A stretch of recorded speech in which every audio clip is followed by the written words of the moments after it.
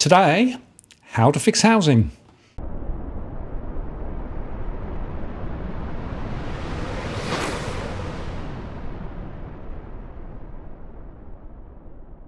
Hello again, it's Martin North from Digital Finance Analytics, welcome to this post covering finance and property news with a distinctively Australian flavour. A recent Conversation article titled How Housing Makes Rich Australians 50% Richer, Leaving Renters and Young Behind, and How to Fix It, says compared to the rest of the world, income inequality is not particularly high in Australia, nor is it getting worse until you include housing. But if you want to address housing inequality, they say, we'll have to fix housing. Housing inequality won't really fall until more housing is built. Now, they say rising housing costs have dramatically widened the gap between what Australians on high and low incomes can afford. Rising home prices paired with plummeting rates of home ownership are driving up wealth inequalities. People on low incomes, who are increasingly renters, are spending more of their incomes on housing. The inflation-adjusted incomes for the lowest fifth of households increased by about 26% between 2003-04 and 2019-20, but more than half of that was chewed up by skyrocketing house prices, with post-housing incomes climbing by only 12%. In contrast, the real incomes for the highest fifth of households increased by 47%, and thereafter housing incomes by almost as much, 43%. So wealth inequality in Australia is still below the OECD average, but has been climbing for 2 decades. While average full-time earnings have doubled over the past half-century, home prices have quadrupled. It's made more and more Australians millionaires. In 2019-20, fully 1/4 of home-owning households reported net wealth exceeding $1 million. Rising asset prices over the following 2 years, albeit now starting to reverse, could mean this figure is almost certainly higher. But median net wealth for non-home owning households is a lowly $60,000. Since 2003-04, the wealth of high-income households has grown by more than 50%, much of that due to increasing property values. By contrast, the wealth of low-income households, mostly non-home owners, have grown by less than 10%.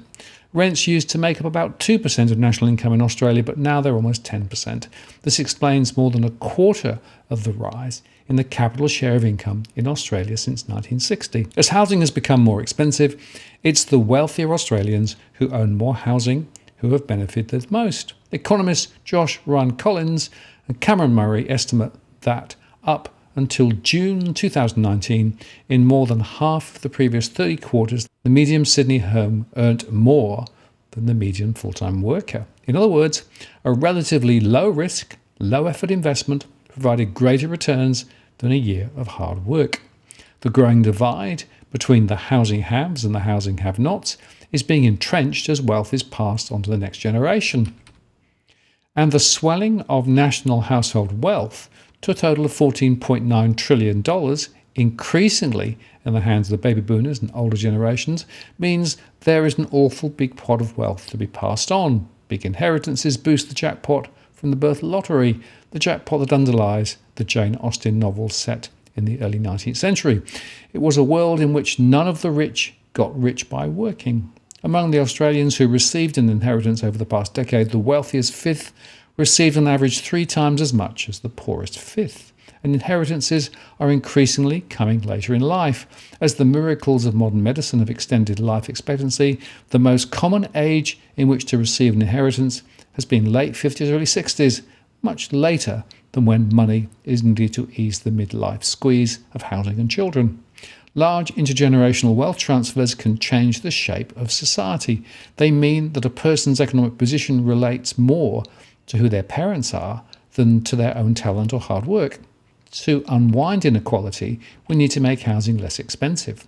The federal government should start by reducing the capital gains tax discount and abolishing negative gearing. The effect on property prices would be modest, roughly 2% lower than otherwise, but the impact on home ownership would be a lot larger over time as first home buyers begin to outbid investors at auctions. However, housing inequality won't really fall until more housing is built.